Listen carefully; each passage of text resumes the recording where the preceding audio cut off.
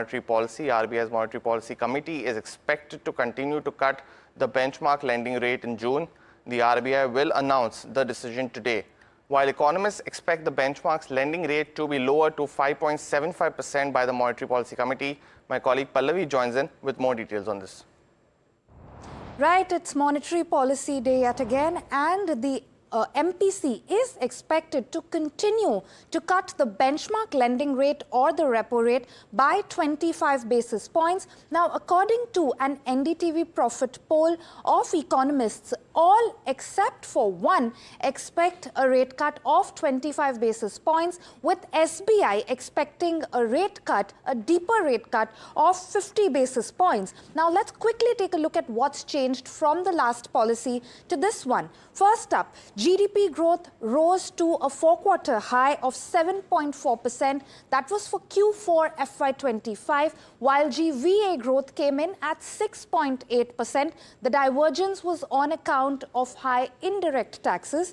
Now, retail inflation slipped to the lowest since July 2019. So it came in at 3.16% for the month of April. This was largely on account of lower food and beverage inflation that fell to 2.14%, and within that food basket, it was primarily the contraction in vegetable prices that led to this decline.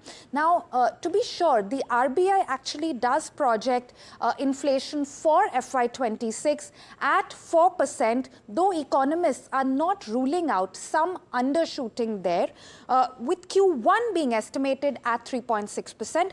Going forward, a lot, of course, will depend on the trajectory of the southwest monsoons. So essentially, growth, while in Q4 was higher than expected, growth for the full year was at 6.5%. That's for FY24. Slower growth juxtaposed with easing inflation does set the backdrop for yet another rate cut today. Now, what also has changed is the RBI expected to pay 2.69 lakh crore rupees.